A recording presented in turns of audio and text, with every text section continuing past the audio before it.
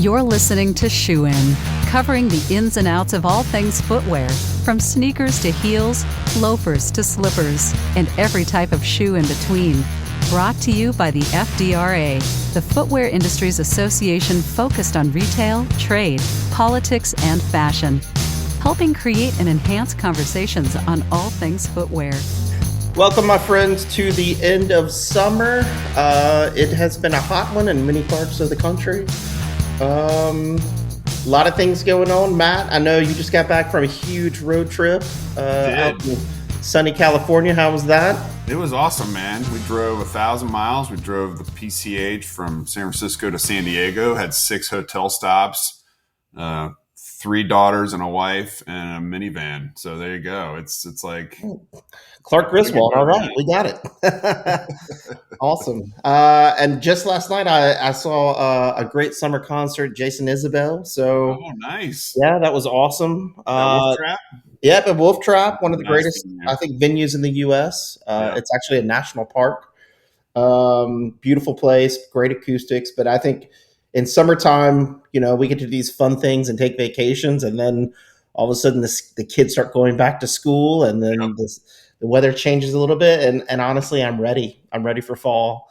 Yeah, me too. I'm not ready for the mass marketing of this pumpkin spice lattes and the It's coming, man. hard and heavy. Like Labor Day, I'm sure Labor Day will hit us. Oh, for sure.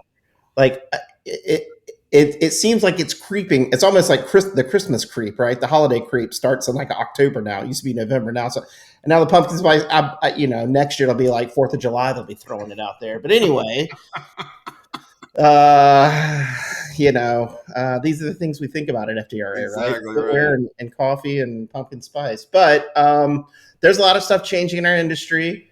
And one things, we always like to get into is domestic manufacturing. People always ask about domestic manufacturing, the economics of it, the dynamics of it, the possibilities, the challenges. But there are some companies, some really dynamic companies doing wonderful things here in the U.S., making great product. And I think that's what we want to focus on today is the kind of shifts and changes that we see with domestic manufacturing and the innovations that are taking place in particular. Yeah, we do. And so we have 2 guests today. One is a dear friend and one is a new friend. Near friend? Yeah, exactly. He is close to us. He's not that far away in Georgia. In Hotlanta, right outside Hotlanta. But that's Sara Irvani at Okabashi and Pepper Harward. Pepper is the new CEO of Okabashi. Sara is a director. So there's change. Speaking of change and change of seasons, there's a change of seasons happening at Okabashi. But I want to welcome Sara and Pepper to the program. Sara, we'll start with you first. Lots of change. You and I have had phone conversations and text conversations over the last year or so, and all the changes happening at Okabashi. But why don't you give our listeners an update as to what's new in your world and why Pepper's on the scene now? Walk us through all that. Well, we've been focusing on contract manufacturing and really deepening our capabilities around sustainably made in USA for really the last 6 years since I was at the helm of the company. And we see ourselves at a transformation point. And I've been honored and delighted to bring in Pepper as CEO. And, Pepper, he can introduce himself perhaps with more depth, but one of the things that's most remarkable is his passion for sustainability and what this means and building out the capabilities to really keep us at that ever-changing forefront of sustainability and circularity. So excited for someone with his experience and passion to come into the company. That's awesome. Now, Pepper, tell us your background, kind of what's your experience and what brought you to Okabashi? Yeah, first of all, it's great to be here. And I was going to tell Sara, I mean, her calling what I have as experience is awfully generous because I'm new to footwear. So I have almost no experience in footwear. My background by education is, I've got a degree in economics, so a little bit of an economist, and I call myself a recovering lawyer. I also have a law degree. I've done a lot of kind of strategy and product development and have been a previous CEO, but all in the tech space. So my background is in the tech industry. And brand new to footwear.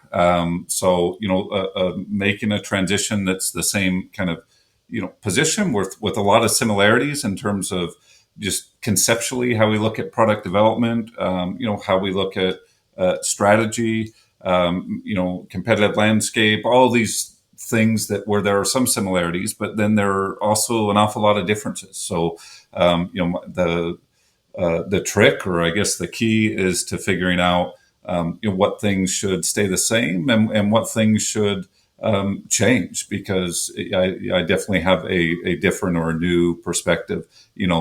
Sometimes that can just be me being naive, but other times it can be me just, hey, why does it work this way? And that's not a good way for it to work. Let's change that.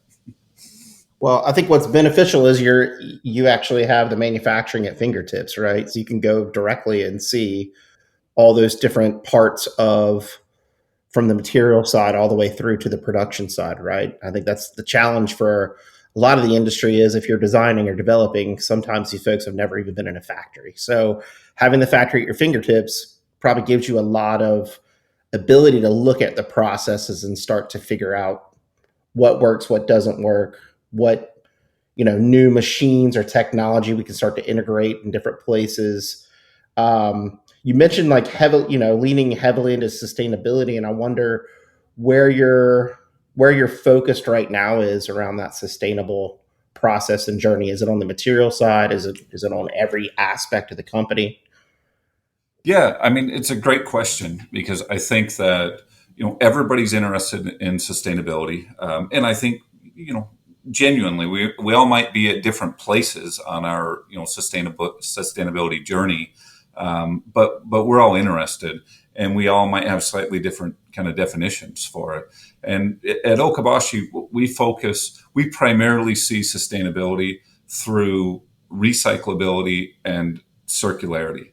I mean, that's how we see it. And we know there's a lot that's happening kind of in the material science space, and a lot of people that are looking at see more as looking more towards maybe renewables, or looking at biodegradability, and all those are valid. I don't think that there's one right way to look at it. But the way that Okabashi looks at it is, how do we build for kind of easy recycling and kind of maximum recycled components in our new shoes? And then how do we foster or enable a true circular business model? Because those are different things as well. You've got to have the material science behind that and the manufacturing processes behind it. But you also need partnerships, and they're really completely new business models that would enable that circularity. So, I think circularity is a component of sustainability, but that's really where we're focused almost exclusively as a brand. That's awesome. Now, Sara, you were on Shoe and Show in April of 2021. I just looked it up. Oh. And on that episode, you walked us through kind of the family history of how your father founded Okabashi, and you've taken the helm, obviously, and now you're in a new transition period. Walk us through why now's the time for Pepper to come in and to become CEO and drive new critical thought. We love outside thinkers, to be honest with you. Pepper talked about his experience in the shoe industry, or the lack thereof, but we need outside thinkers. We need critical thinkers. We need Georgetown Law thinkers to come on within our industry and really drive change. And so we welcome him with open arms. But talk to us about that transition, and what about the history of the company led you to this decision? Definitely. So I am third generation shoemaker, and I think that we all know in the footwear community, we welcome new thoughts and new ideas and new people. But once you come into shoes, there's no leaving the industry. It's just too much of a community, and the impact is real. And there are 1,000 different reasons, and we all have our own version. So I'm certainly going to stay in the footwear industry and focus on supporting Okabashi more on the board level, and support Pepper where I can. As you look towards a family company, I think that these transition moments are key to get both the timing and, the direction right, because they are true inflection points. And I think that, in the last year, we have had a reopening and a chance to re-examine our contract manufacturing business, and really have in the past few months directed a lot of our resources towards R&D, towards new technologies.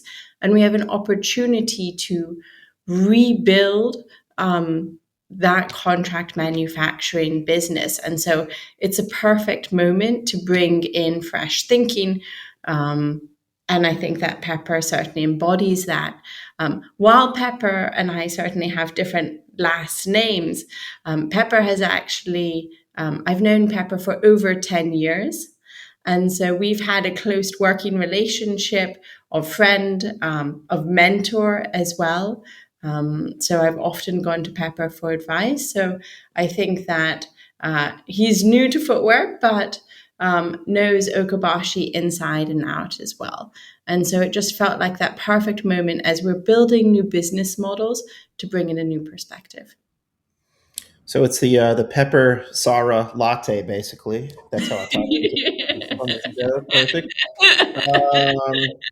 Let me get into the marketplace. All right. So there, as a domestic manufacturer, there's a myriad of challenges to producing in the U.S. and I'm interested to learn about the current dynamics, right? As people kind of dip their toe in, and we see some, there's a company in Mississippi right now setting up shop, Schloop, that's just trying to do some domestic manufacturing, small scale.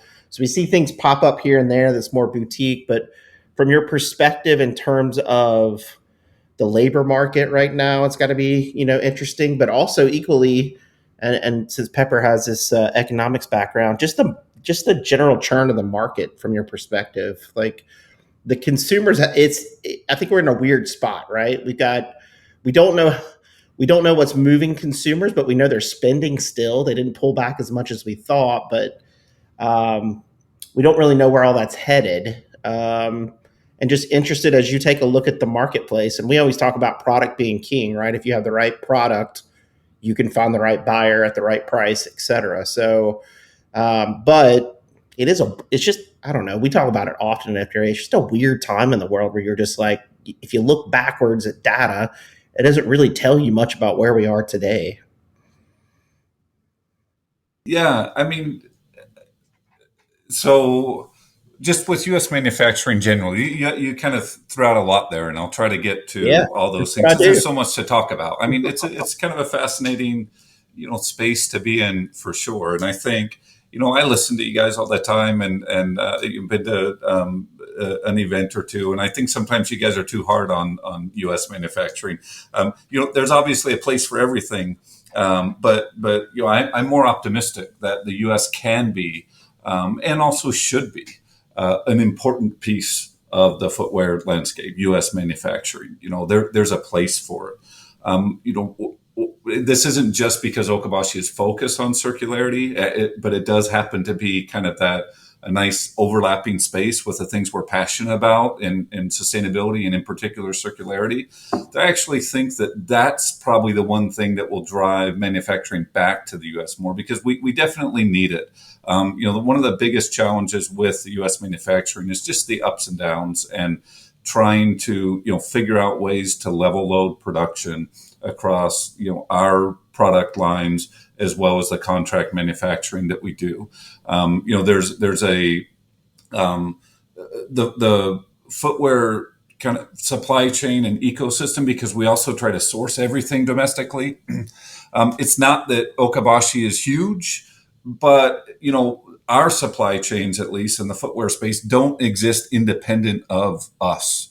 That's not the same in Asia, for example. And Asia doesn't have the same challenges with finding the demand for their capacity. And so, one of the biggest things that could help us is just that growing demand, or having more people look toward U.S. manufacturing. And it is tough. It's tough on costing and other things that we could talk about. But I do think that one thing that will help us in the future and long term is as circularity becomes more prevalent. And circularity itself, I think, opens up new economic markets. So I think there are opportunities to create new markets, not just build a good product for an existing, product market. We could talk about, shoes as a service or other things that might seem crazy. But if you've got, manufacturing that's part of a community, regional manufacturing, other things where you don't have to worry about that carbon footprint shipping back and forth, but you also, it's an easy kind of connection point into consumers that fits nicely into that circular dynamic, then I think that's a reason to get both a little bit of a push and a pull. Consumers, might start to see more value in that, as well as other brands that see value in, hey, should we look at U.S. manufacturing for those reasons, given that a lot of the demand for our products currently is in the U.S. So I've had a lot of conversations. I've been fortunate over the last few months that I've been here to have a lot of conversations with different brands that have been interested in U.S. manufacturing. I think most of them are kind of kicking the tires more from the perspective of risk mitigation within their existing supply chains. And, that usually doesn't work out. That's not going to be enough to drive people to U.S. manufacturing.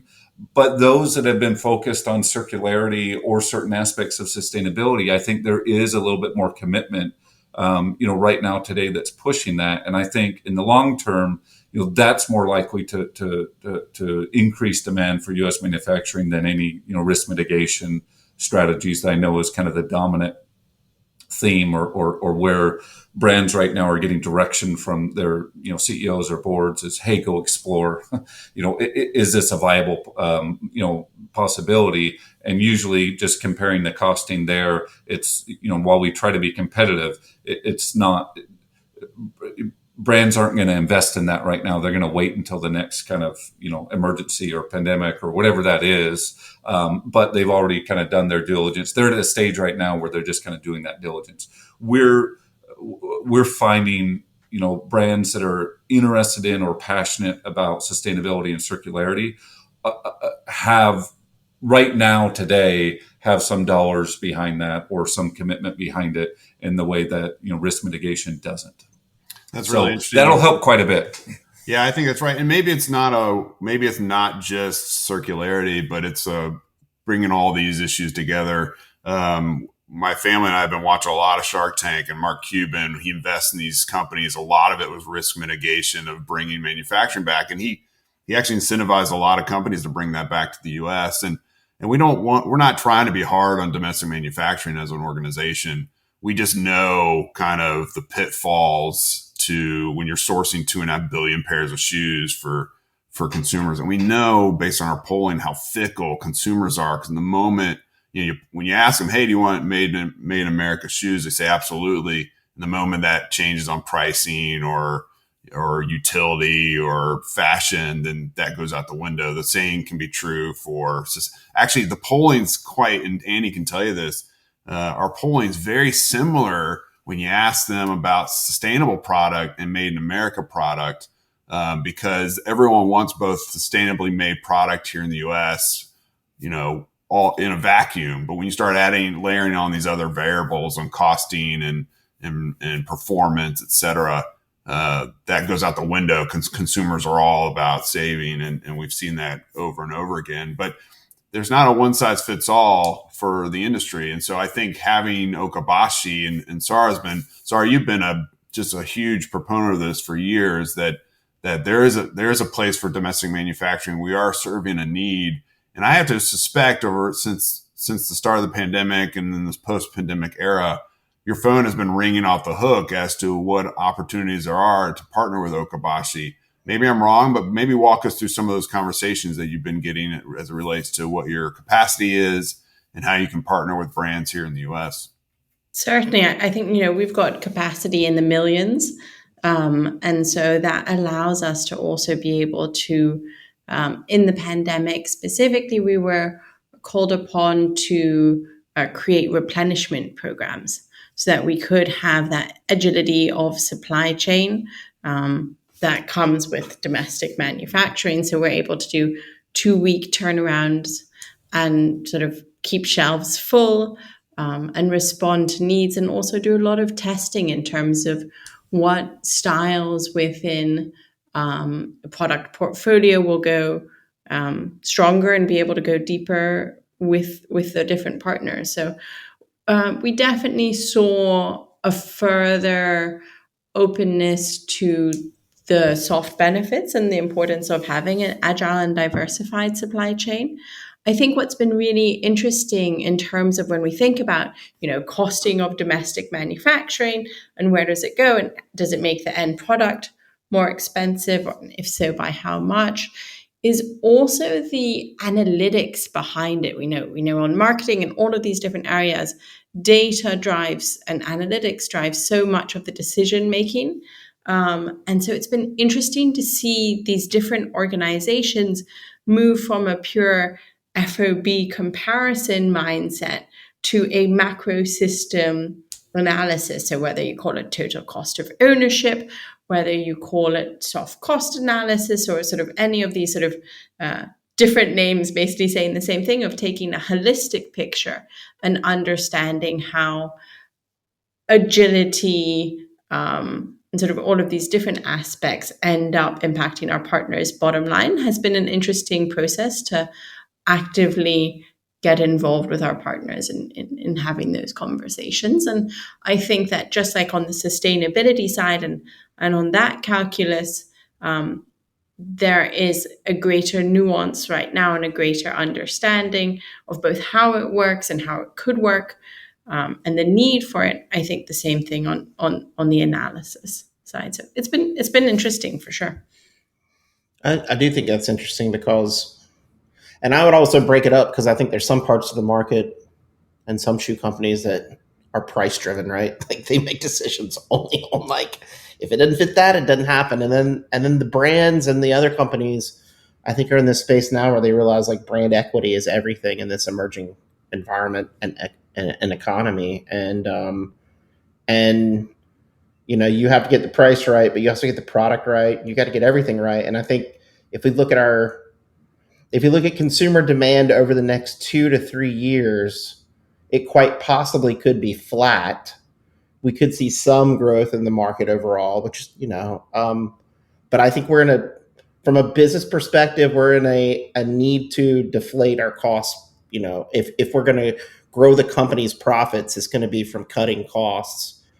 And the ability now, because I think some people will be afraid to hear that, but the ability now through AI and other tools and analytics is going to be, we're just scratching the surface now on what we're going to be able to do and better understand consumers, better understand supply chains, better understand opportunities out there. And I think, I started with this, but like being able to walk out on your production floor and look at what you're doing to figure that out, face like eyeball to machine or eyeball to eyeball, somebody sitting there and getting the feedback in real time matters a lot to that successful way to cut cost and figure out new processes. And further to what Pepper was saying, I feel like people are just now realizing the value of what we would consider dead materials in the past, right? We got shoes going into landfills, and we spent all this time and money buying the materials, producing it, shipping it over, paying for warehouse costs, getting on the shoe, and then all of a sudden, for some reason, we think like once it's out of our hands and in the consumer's hands, there's nothing else to do, and it's like we're losing so much value. And if we can get that product back, and even if we can get a small portion of the shoe to put back into a shoe or another product, there's a lot of value and new revenue streams to be done. That's a lot of work, right? That's the scary thing. People are like, oh, that's a lot of work. Yeah, but it's great work to do. I think there's purpose in that, and I'm excited because Pepper will be coming out to our Shoe Sustainability Summit September in Portland, he's sitting on our end of life panel where we're discussing some of those issues. There are difficulties, but there's huge opportunities too. And to Sarah's point about how do we, it's a mental economic mindset shift from the FOB and those costs to this holistic look. Well, if you're looking at holistic, you got to somehow get these shoes back in your hands.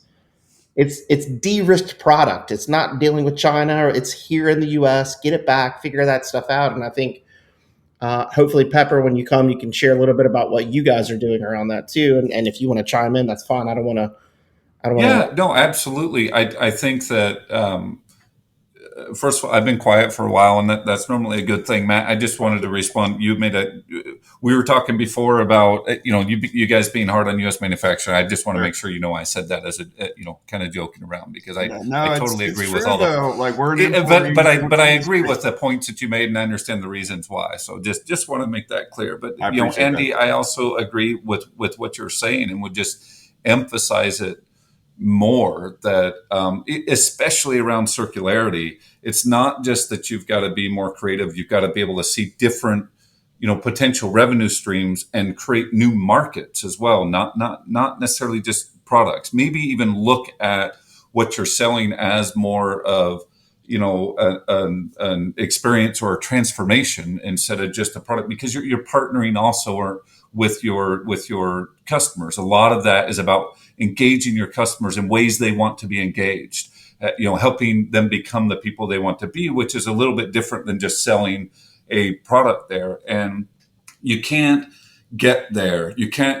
I don't think you can get to those breakthroughs by maintaining a linear costing mindset either. It's not just being able to play around with it or having that flexibility. It's that a circular model requires a circular mindset, which is kind of by definition opposite of linear, which is how everybody in this space kind of, thinks right now. And I'd also say it's not just the costing. I think it's the business model itself. I don't think there's an easy, gradual, or linear path from where most brands are, or where the footwear industry is right now, to getting to that circularity. And it's not that everybody needs to be there either. It's just, as we're talking about the things we're passionate about and engaged with, I think having lived through, even for a short period, some of the challenges and some of the things, that's the biggest thing I've learned, is that there has got to be there. It's a paradigm shift. It's not, there's no, linear, gradual way to stepping into that, paradigm either. Mm. I hope folks are enjoying this, because this should give you a lot of food for thought. This is what this podcast is for, and my mind's already churning. It's like, if I was a brand and I wanted to get my toe dipped into circularity, to Pepper's point, if it's a paradigm shift, it's almost like you start with a brand new brand and take learnings from that, and not try to do it with your current lines, right? You do have, we have to sell shoes, and we have to, changing people's mindsets in this industry is a hard thing. And I've rubbed up against that several times in different ways. And so we got to be practical, but at the same time, we got to find the lanes where we can be impractical and fail forward and get things going and learn from those things and then feed it back in. So more to come on this stuff, more from Okabashi. Excited, Pepper, to have you at the summit and be able to have you in the mix more and more, and engage and challenge people. Because I think that's the other thing too, is on the circularity side, you can't just brush it away. There's too many people in the economy now and other industries that are working on this. And it's, whether it's 5 or 10 or 15 years from now, it is the pathway that's going forward. It'll be interesting to see how AI shifts in, and when the robots take over, what they want to do. But for now, things are going that way. Matt, was there anything else we needed to cover today on this? I mean, I think we went through a lot, and I know we want to, thank the leadership at Okabashi for their continued membership and engagement with the industry. They're always showing up to our events. They're participating in Souls for Souls drives that are helping people out there. So not just the industry, but the consumer itself too. Yeah, Sara is a true icon in the industry. She will continue to be. She's on the Souls board, and I've served with her there as well. And Pepper, I'm super excited to meet you in Portland, to have you out there in person, and for you to continue the good work that Sara and her team have done. It sounds like you're you're the perfect fit for the role that you've attained. And so we're excited to be a part of your journey and to learn from you, to be honest with you, because again, if anything, we are critical thinkers at FDRA. We like to poke holes in the prevailing view, and Okabashi seems to do that continuously in a positive way. And so we look forward to having you out with us in Portland. I'm super excited as well. Super grateful that you all have had us on the show. So thank you for that. And you guys are doing a good thing here. You guys are awesome. Appreciate it so much. Great, folks.